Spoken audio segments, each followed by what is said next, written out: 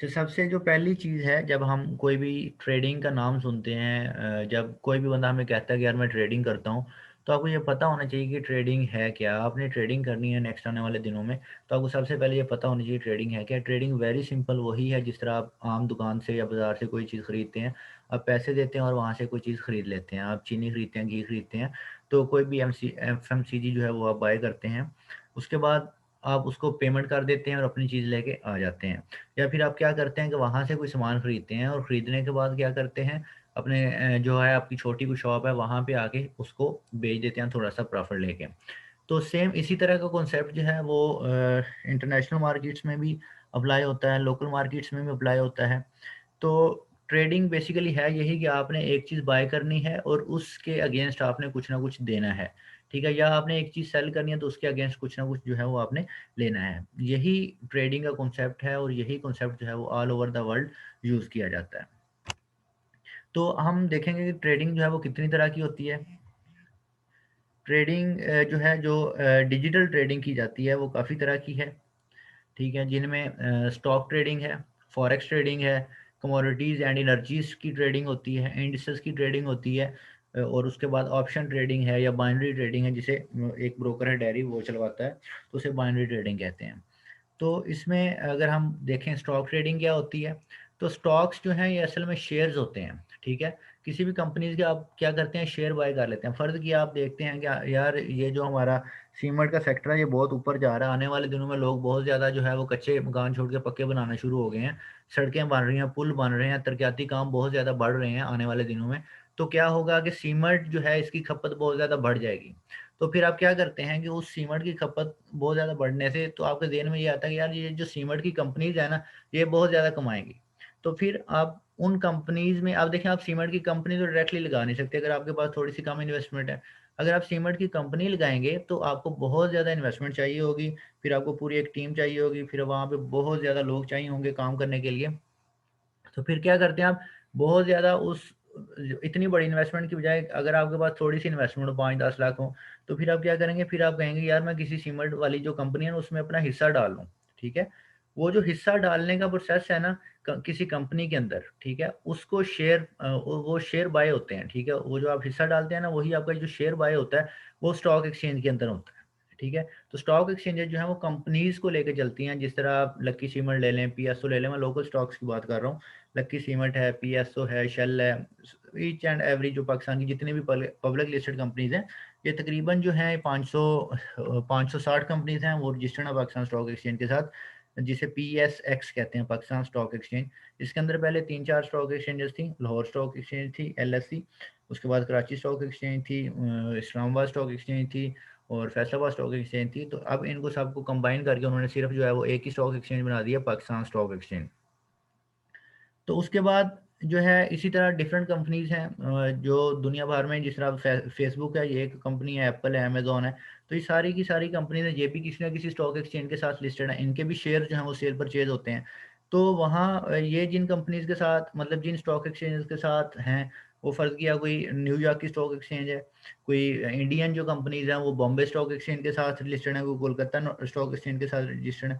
तो इस तरह काफ़ी सारी स्टॉक एक्सचेंजेस जो हैं वो दुनिया में पाई जाती हैं, जहाँ पे स्टॉक्स या शेयर्स जो हैं वो कंपनीज़ के बाय या सेल किए जाते हैं। तो इसकी स्टॉक्स में मैंने आपको जिस तरह बता दिया कि अभी आपने किसी भी कंपनी के शेयर्स बाय करने हैं। फ़र्ज़ किया आज जो है लकी सीमेंट का शेयर ₹500 का चल रहा है। तो लकी सीमेंट का शेयर जो है 2017 में गया था, कोई 1070-75 पे गया हुआ था। तो इसने 2017 के अंदर आई थिंक सो कि इसने जो सबसे ज़्यादा प्रॉफ़िट जो हैं वो शो किए थे दुनिया में, शायद रिकॉर्ड कायम किया था। हिस्ट्री बनाई थी इसने कि 1 साल के अंदर जो है वो 70% का गेन किया था, नेट प्रॉफ़िट किया था 70% का। आप किसी बैंक में भी अपनी इन्वेस्टमेंट डालें तो वो भी 12 से 13% या 10% तक देते हैं। तो फिर जिन लोगों ने लकी सीमेंट के अंदर उस टाइम पे अपनी इन्वेस्टमेंट की हुई थी, तो उन लोगों को 70% तक का जो है वो गेन मिला था। तो इस तरह डिफरेंट एक्सचेंजेस की एग्जांपल यहाँ पे दी गई हैं, जिनमें पाकिस्तान स्टॉक एक्सचेंज है, न्यूयॉर्क स्टॉक एक्सचेंज है, बॉम्बे स्टॉक एक्सचेंज है। तो उसके बाद नेक्स्ट जो हमारे पास मार्केट आती है वो है फॉरेक्स ट्रेडिंग।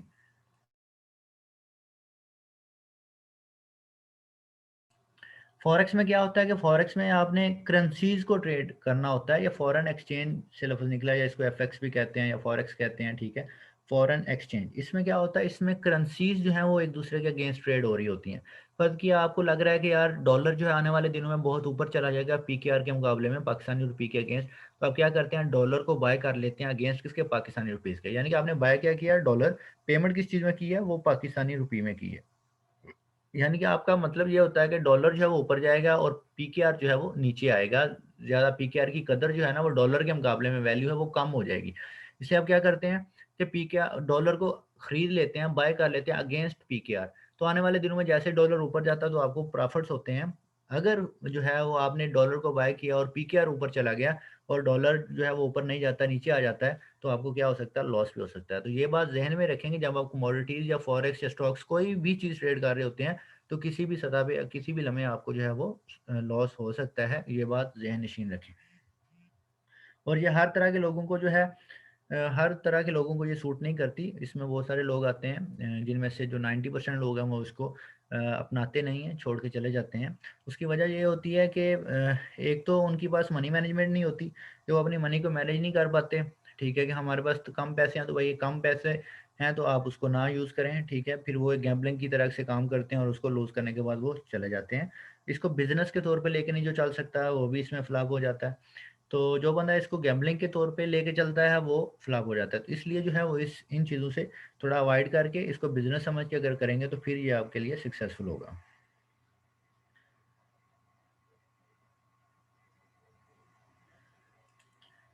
इसमें आपको करेंसी जब आप ट्रेड करते हैं इसमें आपको पेयर्स की फॉर्म में करेंसी मिलती है, जहाँ जिस तरह यहाँ पे एक एग्जांपल दी गई है यूरो यूएसडी की। इसका मतलब ये होता है कि ये जो पहली करेंसी है ये लेफ्ट साइड पे जो आती है, ये आपकी जो बेस करेंसी होती है, इसको आपने बाय करना होता है अगेंस्ट दूसरी करेंसी जो राइट साइड पे आ रही है, ठीक है। जो लेफ्ट साइड पे है जो भी कंट्री की करेंसी है, जिस तरह यूरो की है, तो यूरो के अंदर जो है वो सारे के यूरोपीय यूनियन के जितने भी कंट्रीज आते हैं वो सारे के सारे आते हैं। आपको उनके फंडामेंटल्स और उनकी वहाँ पे जो भी एक्टिविटीज़ हो रही है उन पे आपको नज़र रखना पड़ती है। तो हमारे इस सेशन के अंदर जो सबसे ज़्यादा जो मेजर फोकस होगा वो फॉरेक्स ट्रेडिंग पे होगा और कमोडिटीज़ पे होगा, ठीक है। इस सारे के सारे सेशन के अंदर जो हम अभी सेशन करने जा रहे हैं पूरा एक मंथली, इसके अंदर जो भी सबसे ज़्यादा जो फोकस किया जाएगा जिस चीज़ को, वो यूरो और यूएसडी पे किया, सॉरी यूरो फॉरेक्स और कमोडिटीज़ पे किया जाएगा। उसके बाद आती है कमोडिटीज ट्रेडिंग। तो कमोडिटीज ट्रेडिंग में क्या होता है कि मेटल्स ट्रेड किए जाते हैं या एनर्जीज ट्रेड की जाती हैं या फिर सॉफ्ट कमोडिटीज ट्रेड की जाती हैं। मेटल्स में आपको देखते हैं जिस तरह हम गोल्ड को ट्रेड करते हैं, ठीक है। हम एनर्जीज में जो है वो देख रहे होते हैं क्रूड ऑयल को, इलेक्ट्रिसिटी को, नेचुरल गैस को, ठीक है। मेटल्स के अंदर गोल्ड, सिल्वर और समटाइम्स जो है वो प्लाटीनियम ट्रेड करते हैं। कुछ ब्रोकर्स हैं जो प्लाटीनियम अलाउ करते हैं, कुछ ब्रोकर्स हैं वो प्लाटीनियम को अलाउ नहीं करते ट्रेड करना। और जितने भी खासकर जो फ्यूचर्स के साथ काम करते हैं, जो कॉन्ट्रैक्ट्स के ब्रोकर्स हैं, जिस तरह अगर आप पाकिस्तान मर्केंटाइल एक्सचेंज में काम करेंगे, पाकिस्तान मर्केंटाइल एक्सचेंज में अगर आप काम करेंगे तो वहाँ पे आपको जो है वो कमोडिटीज ट्रेडिंग में प्लाटीनियम भी मिलेगा। इसी तरह अगर आप एनर्जीज में देखते हैं तो एनर्जीज में आपको क्रूड ऑयल मिलता है, ठीक है, ब्रेंट ऑयल मिलता है। क्रूड ऑयल और ब्रेंट ऑयल में क्रूड ऑयल वो होता है जो यूएसए से निकलता है, ठीक है। डब्ल्यू टी आई ऑयल भी इसे कहते हैं, जो यूएसए से आता है। और उसके बाद जो ब्रेंट है वो यूके ऑयल है, जो यूनाइटेड किंगडम से निकलता है। उसके बाद इलेक्ट्रिसिटी भी ट्रेड होती है, नेचुरल गैस भी ट्रेड होती है, विंड पावर भी ट्रेड होती है। अभी पिछले दिनों में नेचुरल गैस की बहुत बड़ी मूव थी। नेचुरल गैस जो जब भी सर्दियाँ आती हैं, ठीक है, जब भी सर्दियाँ होती हैं तो नेचुरल गैस बहुत ज़्यादा ऊपर चला जाता है। ये 2.20 के करीब से हमने बाय किया था और 3 के करीब जो हमने इसको एग्जिट लिया था इससे।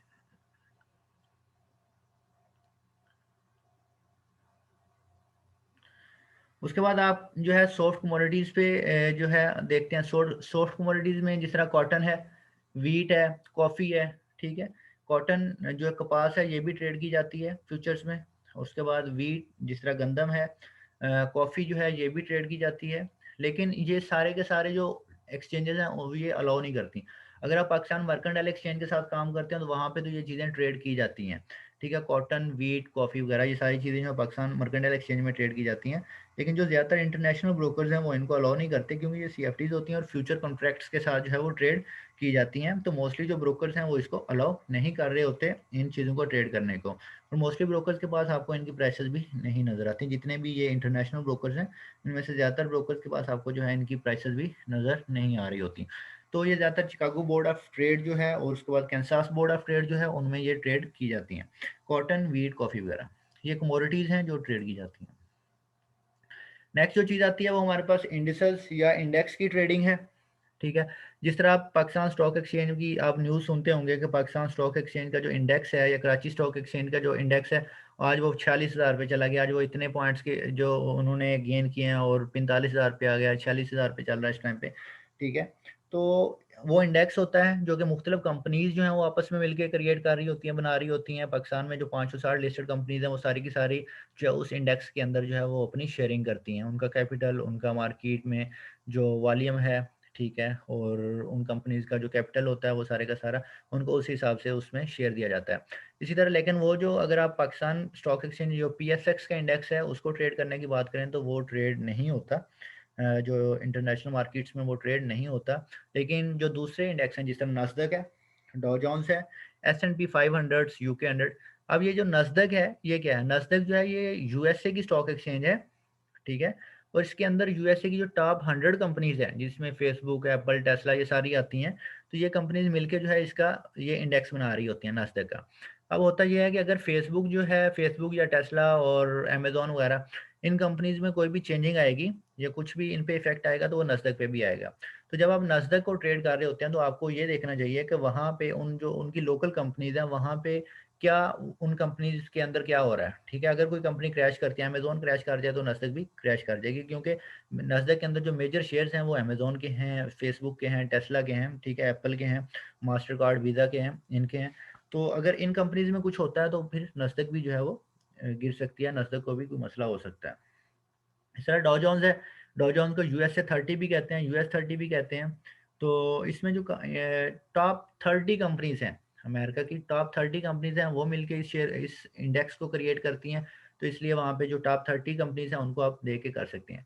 S&P 500 में 500 कंपनीज आती हैं, इस तरह यूके 100 में यूके की जो है वो 100 कंपनीज आ जाती हैं।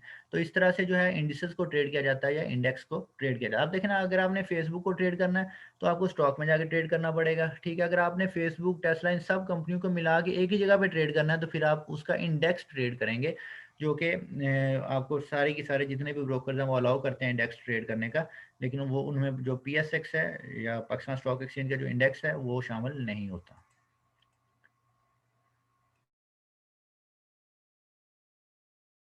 नेक्स्ट जो ट्रेडिंग है, डेरिव एक ब्रोकर है, सॉरी स्पेलिंग मिस्टेक है, ड्राइव नहीं डेरिव है। और बाइनरी ट्रेडिंग है, ठीक है, जिसमें आप बाइनरी ऑप्शंस को ट्रेड किया जाता है या फिर कुछ इन्होंने सिंथेटिक इंडिसेस क्रिएट किए खुद से बनाई हुई हैं, इनके पीछे कुछ भी नहीं। इन जो indices हैं, ये जो इंडिसेस हैं जिनमें वोलेटिलिटी 10 है, इंडेक्स है, 25 इंडेक्स है, ये मैंने बता दिया, लेकिन मैं इनको किसी भी सूरत अच्छा नहीं समझता इन इंडेक्सेस को या इस ब्रोकर को या इस ट्रेडिंग को, ये किसी भी सूरत रिकमेंडेड नहीं है कोई बंदा इनको ना ट्रेड करे, क्योंकि इनके पीछे कुछ भी नहीं है। एक कंप्यूटर गेम की तरह है, एक जुआ इन्होंने ओपन किया हुआ है, ठीक है। गैम्बलिंग है जिसमें आप जो है आप करते हैं जाके बाय या सेल करते हैं, एक साइड पे बायर बैठा है, एक साइड पे सेलर बैठा, बायर ज़्यादा हो जाएंगे तो वो उनको प्रॉफिट हो जाएगा, सेलर ज़्यादा हो जाएंगे तो उनको प्रॉफिट हो जाएगा। तो ये मार्केट मेकिंग होती है, ठीक है। तो उसमें जो है बायर्स और सेलर को आपस में कम्पीट करवाया जाता है और ब्रोकर जो है वो अपने कमीशन और जो उनको दरमियान से बायर्स और सेलर के दरमियान से जो है वो लॉस बचता है वो उनका होता है। तो इसलिए जो है इन ऐसी मार्केट से, इन चीज़ों से दूर रहें। ये आपको जो है बहुत ज़्यादा ललचाएंगे प्रॉफिट्स दिखा दिखा के, ठीक है, कि इन मार्केट्स में ज़्यादा प्रॉफिट आप क्रिएट कर सकते हैं, सारा कुछ ज़्यादा कर सकते हैं। तो लिहाजा इन मार्केट्स में इनको वैसे भी मैं हलाल भी नहीं समझता, क्योंकि इनके पीछे जो कुछ भी फिजिकल चीज़ें मौजूद नहीं हैं, इनके पीछे कोई फंडामेंटल्स इन्वॉल्व नहीं है, ठीक है। अगर आप फ़र्ज़ किया आप नास्डक को ट्रेड कर रहे हैं तो उसके पीछे 100 कंपनीज हैं जिनका जिनका अरबों रुपए का जो बिजनेस है वो फिजिकल रन कर रहा है, ठीक है।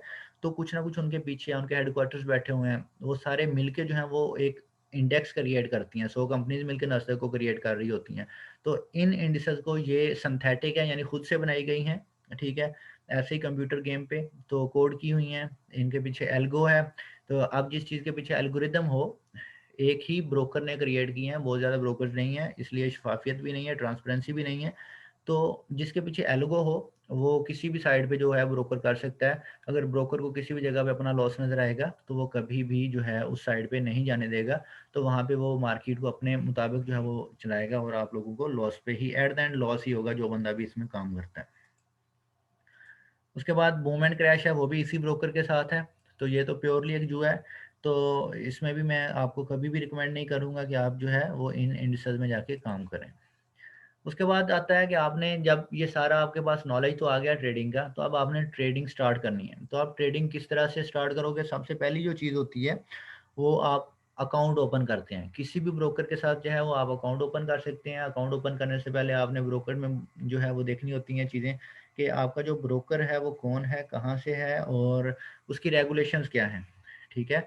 क्या वो मार्केट मेकर है या फिर वो जो है ईसीएन ब्रोकर है? क्या उसके पास जो भी कोर्स चलती हैं या जो भी वो करेंसी में ट्रेड कराता है या कमोडिटीज़ में ट्रेड कराता है, क्या वो आपके बिहाफ पे पीछे किसी बैंक से ट्रेड कर रहा है या नहीं कर रहा? या वो खुद से ही जस्ट उसने एक गेम की तरह जो है वो अपना ही ब्रोकर चलाया हुआ है, ठीक है, डब्बा चलाया हुआ है। तो आपने सबसे पहले वो देखना होता है। अब मेरा जो रिकमेंडेड ब्रोकर है वो एक्सट्रीम फॉरेक्स है, जिसका लिंक मैंने ग्रुप में भी दिया हुआ है, ठीक है। उसके बाद जो है आप एग्जाम में अकाउंट ओपन कर सकते हैं, ठीक है, उसका लिंक भी आपको मिल मिल जाएगा। लेकिन जो है बहुत सारे ब्रोकर्स हैं जो मार्केट मेकर्स हैं, जिनके पीछे कोई रेगुलेशंस नहीं है, उनकी कोई पीछे लिक्विडिटी नहीं है। तो सबसे पहले ये देखा करें कि ब्रोकर के पीछे लिक्विडिटी है भी सही या नहीं है। इस्लामिक पॉइंट ऑफ व्यू से भी लिक्विडिटी जो है वो बहुत ज़रूरी है, और वैसे भी आपकी सेफ्टी के लिए जो है, क्योंकि जो मार्केट मेकर होता है वो किसी भी टाइम पे बंद हो सकता है। तो आपके जो अकाउंट्स हैं, जो आपकी मनी है, वो किसी भी सूरत जा सकती है। लिहाजा आप जो है कोशिश यही किया करें कि लिक्विडिटी प्रोवाइडर देखा करें ब्रोकर के अंदर, कि लिक्विडिटी प्रोवाइडर जो हो वो अच्छा हो। उसके बाद जो है वो उसकी जो रेगुलेशंस हैं वो बहुत अच्छी होनी चाहिए। उसके बाद आप मार्केट में जब आपका अकाउंट ओपन हो गया, आपको ब्रोकर जो है वो एक सॉफ्टवेयर दे देता है ट्रेडिंग करने के लिए। ज़्यादातर ब्रोकर्स MT4 देते हैं और कुछ ब्रोकर जो है वो MT5 भी देते हैं, MT4 भी देते हैं। लेकिन अगर आप PMEX के साथ काम करते हैं तो वहाँ पे ट्रेडिंग है वो सिर्फ MT5 पे होती है। तो फिर जब आपके पास सॉफ्टवेयर भी आ गया, सारा कुछ आ गया, आपने फंड्स भी ऐड कर लिए, ठीक है, अकाउंट भी ओपन कर लिया, फंड्स भी ऐड कर लिए, तो फंड्स जो है वो आप लोकल बैंक से ट्रांसफ़र भी कर सकते हैं, वीज़ा, मास्टर कार्ड वगैरह भी यूज़ कर सकते हैं, स्क्रिल या ई-वॉलेट्स जितने भी हैं, नेट टेलर वगैरह, परफेक्ट मनी, उनको यूज़ करके भी आप अब जो अपने अकाउंट्स में डिपॉज़िट या विथड्रॉज़ जो हैं वो कर सकते हैं। उसके बाद फिर आपने क्या करना होता है, मार्केट का एनालिसिस करना होता है। जब आप इस काबिल हो जाते हैं कि आप अकाउंट ओपन करें, और अकाउंट ओपन करने के बाद आप सारा कुछ कर लिया, तो मार्केट में एनालिसिस करना है दूसरी चीज़। एनालिसिस जब हो जाएगा उसके बाद आपने ट्रेड करनी होती है या ऑर्डर एग्जीक्यूट करना होता है अपना, या आप फ़र्ज़ किया गोल्ड को बाय करना चाहते हैं कि गोल्ड आने वाले दिनों में ऊपर जा रहा है तो गोल्ड को बाय कर लेंगे, या आपको लग रहा है गोल्ड नीचे जा रहा है तो आप क्या करेंगे, गोल्ड को सेल कर लेंगे, ठीक है। तो इस तरह से फिर आपने ऑर्डर एग्जीक्यूट करने होते हैं। ये तो अकाउंट ओपनिंग का मैंने आपको बता दिया है कि आपको ब्रोकर ढूँढना है, उसके बाद आपने अपनी डिटेल्स देनी है, उसके बाद आपने अपना आईडी कार्ड जो है वो वेरीफ़ाई करना है और एड्रेस वेरीफ़ाई करना है। उसके बाद अपनी जो है लॉगिन डिटेल्स जो हैं वो लेनी है, और लेने के बाद जो है वो आप MT4 और MT5 में उनको जो है लॉगिन कर लेंगे। उसके बाद आप मार्केट में एनालिसिस करने के लिए आते हैं। एनालिसिस मार्केट में एनालिसिस करने के लिए जो है वो काफ़ी सारी स्ट्रैटेजीज़ जो हैं वो यूज़ की जाती हैं। कुछ VSA को यूज़ करते हैं, कुछ प्राइस एक्शन को यूज़ करते हैं, ठीक है, कुछ फंडामेंटली ही सिर्फ ट्रेड करते हैं, ठीक है, कुछ वेव पैटर्न्स को ट्रेड करते हैं, कुछ हार्मोनिक पैटर्न्स को ट्रेड करते हैं, ठीक है। और लेकिन जो हमारे इस कोर्स में जो सिलेबस शामिल है उसके अंदर 2 चीज़ें शामिल होंगी, ठीक है। एक प्राइस एक्शन होगा और दूसरा हार्मोनिक पैटर्न्स होंगे, ठीक है। जो हार्मोनिक्स या रेशोज़ ट्रेडिंग है वो शामिल होगी। तो आप जो है इस पूरे सेशन के अंदर अगर आप पार्टिसिपेट करते हैं तो इसके अंदर आपको ये चीज़ें जो है वो पूरी की पूरी सिखा दी जाएँगी। तो 3 तरह के एनालिसिस मोस्टली किए जाते हैं। पहला फंडामेंटल एनालिसिस होता है, फिर टेक्निकल एनालिसिस होता है, फिर सेंटिमेंटल एनालिसिस होता है। तो फंडामेंटल एनालिसिस क्या होता है, ये हम देखते हैं। फंडामेंटल एनालिसिस होता है कि आप कोई भी चीज़ जो है वो बाय करना चाहते हैं या सेल करना चाहते हैं तो क्या करें, ठीक है। आप पैसे लेके मंडी में पहुंच गए हैं, ठीक है, अब आपने डिपॉजिट्स कर लिया, सारा कुछ कर लिया हुआ है, तो आप मंडी में चले गए हैं। अब मंडी में जाके आपने कुछ खरीदना है, तो आप क्या खरीदें, ठीक है। तो उस क्या खरीदना जो है ना, आपकी जो किसी चीज़ की क्वालिटी जो है आपने मेजर करनी है कि यार मैं क्या खरीदूं, यहाँ से क्या जो है मैं बेचूं या क्या खरीदूं, वो फंडामेंटल एनालिसिस है, यानी कि what to buy and what to sell, ठीक है। तो ये जो है फ़र्ज़ किया, ये दो तरह से जो है ये मोस्टली यूज़ होता है। एक होता है क्वालिटेटिव और एक होता है क्वांटिटेटिव। क्वालिटेटिव ये होता है कि आप किसी चीज़ की क्वालिटी देखते हैं, ठीक है? फ़र्ज़ किया आपको जो है अगर फ़ेसबुक की बात करें या यहाँ पे एप्पल, कोका कोला या अमेज़न की बात करें, तो क्या आप देख रहे हैं ये कंपनीज़ आने वाले दिनों में कभी डाउन हो सकती हैं? तो नहीं हो सकती, ठीक है? तो ये अमेज़न कभी डाउन नहीं हो सकती या कोका कोला नहीं हो सकती, एप्पल नहीं हो सकती, फ़ेसबुक नहीं हो सकती, ठीक है? तो ये कंपनीज़ कभी भी डाउन नहीं हो सकती। ये आपको क्वालिटी बता रही है, यार जो चीज़ आप देख रहे हैं ना, ये बड़ी अच्छी चीज़ है, ठीक है? ये कभी डाउन नहीं आ सकती। हाँ, थोड़े बहुत अप्स एंड डाउन्स आते रहते हैं, लेकिन ये ज़ीरो नहीं हो सकती, ठीक है? ये आपको क्वालिटी बताता है। क्वालिटेटिव एनालिसिस जब आप कर रहे हैं, तो आपको क्वालिटी बताएगा। इसी तरह अगर आप पाकिस्तान में बात करें, तो आपको मैं सीमेंट सेक्टर की बात करवा दूँ, तो 2 सीमट्स हों, एक साइड पे आपके सामने लक्की सीमट हो, एक साइड पे आपके सामने डंडोट हो जाए, चिराड़ सीमट हो, तो शायद आपने डंडोट और चिराड़ का नाम भी ना सुना हो, तो आप किस पे रिलाय करेंगे? आप लक्की सीमट की तरफ जाएँगे, यार ये सीमट जो है वो अच्छा है, या आप मैपल की तरफ जाएँगे या फिर आप बेस्ट वे की तरफ जाएँगे। तो इसलिए जो है क्वालिटी को जो मेज़र करना है वो क्वालिटेटिव एनालिसिस है। तो ये जो चीज़ें होती हैं ये कभी भी क्वांटिफाइड नहीं हो सकती, ठीक है? तो क्वांटिफाइड के लिए जो है फिर आप जो है क्वांटिटेटिव एनालिसिस की तरफ जाते हैं। फिर क्वांटिटेटिव एनालिसिस में आप क्या देखते हैं, कैश फ्लो देखते हैं, ठीक है, बैलेंस शीट देखते हैं, उसके बाद उसकी अर्निंग्स देखते हैं, फिर अर्निंग्स पर शेयर देखते हैं, लायबिलिटीज़ देखते हैं कि उसमें वो सीईओ जो है उसकी क्या लायबिलिटीज़ हैं, उस कितनी जो है उन्होंने वहाँ पे स्टाफ हायर किया हुआ है, उनकी लायबिलिटीज़ क्या हैं, उस जो कंपनी है अगर वो 15 करोड़ रुपए सालाना कमा रही है, तो क्या उसमें से 10 करोड़ सिर्फ उनकी वो असाइशों पे तो खर्च नहीं हो जाता, लायबिलिटीज़ की तरफ तो नहीं चला जाता। फिर वो रेवेन्यू कितना कमा रही है, ठीक है, उसके एक्सपेंसेस दूसरे कितने हैं। फिर इन सारी चीज़ों को जो आप क्वांटिटेटिवली देखते हैं, उनकी कैश फ्लो देखते हैं, बैलेंस शीट्स देखते हैं कि बैलेंस शीट्स क्या है, ठीक है, कैश फ्लो क्या है। तो ये सारी चीज़ें जो है ज़्यादातर जो है आप स्टॉक्स के अंदर ही इनको मेजर कर सकते हैं। जब आप फॉरेक्स की बात करते हैं तो वहाँ पे क्वांटिटेटिव एनालिसिस में आप न्यूज़ में जो डेटाज निकलते हैं, अनएम्प्लॉयमेंट रेट किसी मुल्क का वो क्या आएगा, ठीक है। उसके बाद जो है उन्होंने कितने लोगों को जो है वो जॉब से निकाला है, इसमें आता है अनएम्प्लॉयमेंट में आता है। इस तरह काफ़ी सारे डेटास जो मार्केट के अंदर आते हैं वो क्वांटिटेटिव है। अब कोई भी जो उनका प्रेसिडेंट जो है, जिस तरह जो बाइडेन है जो यूएसए प्रेसिडेंट है, तो वो अगर कोई स्पीच करता है और उस स्पीच के बाद जो है मार्केट के अंदर क्या फ्लो आता है, ठीक है, ये सारी चीज़ें आप क्वालिटेटिवली भी देख सकते हैं और क्वांटिटेटिवली भी इसको देख सकते हैं। तो इस तरह का जो एनालिसिस होता है उसको आप फंडामेंटल एनालिसिस कहते हैं। उसके बाद आता है टेक्निकल एनालिसिस। तो टेक्निकल एनालिसिस जो होता है इसके अंदर आपको ये पता होना चाहिए कि आप अब देखें ना, आपने ये पता कर लिया था कि जी कोका कोला का मैं स्टॉक खरीदूंगा, या मैं गंदम का स्टॉक खरीदूंगा, या मैं चीनी खरीदूंगा, ठीक है। तो वो किस कीमत पे खरीदूंगा? क्या जब चीनी 8,000 की बोरी होगी तब खरीदोगे, या चीनी जब सीजन के दिनों में 5,000 पे आ जाएगी तब खरीदोगे, ठीक है। तो क्वालिटेटिव एनालिसिस से तो आपने ये डिसीजन लिया, सॉरी जो फंडामेंटल एनालिसिस था उससे तो आपने डिसीजन लिया कि आपने क्या बाय करना है या क्या सेल करना है। तो एक्चुअल में जो बाय या सेल किस प्राइस पे आके करना है या किस टाइम पे आके करना है, वो आपको जो है वो टेक्निकल एनालिसिस बताएगा। फंडामेंटली तो आपने देखा ये चीज़ बड़ी स्ट्रांग है, तो अब आप खरीदने के लिए तैयार हो गए हैं या बेचने के लिए तैयार हो गए हैं, तो फिर आप टेक्निकल्स पे जब आएंगे तो वो आपको बताएंगे कि आपने कब जो है उसको सेल करना है, ठीक है। तो आपने या कब उसको बाय करना है, वो जो टाइम है वो जो है वो टेक्निकल एनालिसिस जो है वो बताता है। अब टेक्निकल एनालिसिस करने के लिए जिस जब आप प्राइस एक्शन की बात करते हैं तो प्राइस एक्शन में मेजरली 3 चीज़ें यूज़ होती हैं। एक ट्रेंड होता है, दूसरा एरिया वैल्यू होता है और तीसरा एंट्री ट्रिगर होता है। ये सारी चीज़ें मैं इंशाल्लाह इन डिटेल जो है वो समझाऊंगा कि टेक्निकल एनालिसिस पे ही हमारी जबकि पूरा का पूरा सेशन ही हमारा टेक्निकल एनालिसिस की तरफ है। तो टेक्निकल एनालिसिस को मैं फिर इन डिटेल जो है वो कल से हम स्टार्ट करेंगे और टेक्निकल एनालिसिस ही मैंने आपको करना सिखाना है। टेक्निकल्स पे ही हमारी जो है वो सारी की सारी ग्रिप होती है। जो चार्ट रीडिंग है, जो आपने कैंडल स्टिक्स चार्ट्स देखे हैं, वो चार्ट को रीड करने के लिए जो है वो टेक्निकल एनालिसिस ही यूज़ किया जाता है। उसके बाद ट्रेंड की अगर हम बात करें तो ट्रेंड 3 तरह का होता है, या तो मार्केट अप ट्रेंड में होती है या डाउन ट्रेंड में होती है या फिर रेंज बाउंड में होती है। ये भी हम जब टेक्निकल एनालिसिस में आएंगे तो तब हम इन सारी चीज़ों को देखेंगे।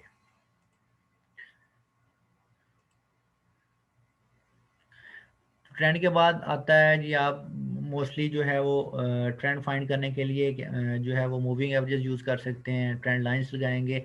ये सारी की सारी चीज़ें जो है ना इंशाल्लाह हम इन डिटेल से जो है वो डिस्कस करेंगे अपनी क्लासेस के अंदर, नेक्स्ट जो हमारी क्लासेस हैं।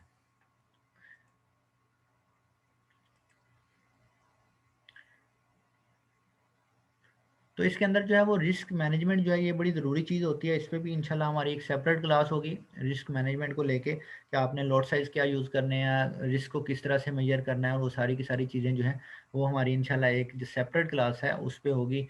कि आपका स्टॉप लॉस कितना बनेगा, आपका टेक प्रॉफिट कितना बनेगा, आप जब इतना स्टॉप लॉस होगा तो कौन सा लॉट साइज़ यूज़ करेंगे, इतना स्टॉप लॉस होगा तो कौन सा लॉट साइज़ यूज़ करेंगे, आपने अपने बैलेंस और इक्विटी को किस तरह से मैनेज करना है, वो सारी की सारी चीज़ें जो है वो हम एक सेपरेट क्लास के अंदर डिस्कस करेंगे। मे बी वो कल या परसों ही मैं रख दूँगा इंशाल्लाह क्लास, जिसमें जो है हमारी पूरी की पूरी रिस्क मैनेजमेंट जो है वो हो जाएगी। क्योंकि ट्रेडिंग स्टार्ट करने से पहले जो सबसे पहली चीज़ होती है, बुनियादी चीज़ होती है जो आपको आनी चाहिए, जो आपको पता होनी चाहिए, वो रिस्क मैनेजमेंट होती है कि आप कितना रिस्क लेना चाहते हैं। अगर आप अपने अकाउंट का 1% रिस्क लेना चाहते हैं तो वो कितना होगा, 2% लेना चाहते हैं तो कितना होगा, तो आप कौन-सा लेवरेज और कौन-सा जो है चीज़ें कितने किस हिसाब से यूज़ करेंगे, वो सारी की सारी चीज़ें जो हैं वो हमारे एक लेक्चर में सम अप होंगी इंशाल्लाह। मेरी कोशिश होगी वो मैं कल ही ये सारी की सारी चीज़ें जो हैं वो आप लोगों को कवर करवा दूँ, ताकि आप जो है वो जो है वो ट्रेड्स लेना शुरू हो जाएँ। और जब भी क्लास में आए तो साथ अपने कॉपी पेन या कोई भी नोट्स बनाने के लिए चीज़ जो है वो लाज़मी लेके आया करें। ताकि यहाँ पे जब हमारी मनी मैनेजमेंट की क्लास होगी तो वहाँ पे मैं आपको फ़ॉर्मूलेज़ होंगे, जो मैं आपको वहाँ पे करवाऊँगा सारी चीज़ें, ठीक है? कि अगर आपका लेवरेज अकाउंट का इतना है, तो आपको एक ट्रेड लेने के लिए मिनिमम कितने डॉलर्स रिक्वायर होंगे? आपका लेवरेज और अकाउंट बैलेंस किस तरह से आपस में एक-दूसरे के साथ मिलके काम करते हैं, ठीक है? और उसके बाद जो है आपका अगर स्टॉप लॉस 70 पिप्स है और आपकी जो बैलेंस है वो 1000 है, तो $1000 की आपने इन्वेस्टमेंट की हुई है, तो आप जो है कितना लॉट साइज़ रखेंगे और क्या चीज़ें सारी की सारी जो है वो मैं आपको जो है वो कल ही इंशाल्लाह एक फ़ार्मूला टाइप और एक्सेल में वो सारी की सारी चीज़ें समझाऊँगा। आप कॉपी पेंसिल ज़रूर साथ रखना, ताकि फ़ार्मूला जो है वो जो कुछ भी होगा वो आप नोट डाउन करेंगे, ताकि नेक्स्ट जो है वो आप उन चीज़ों को अच्छे से कर सकें और समझ सकें।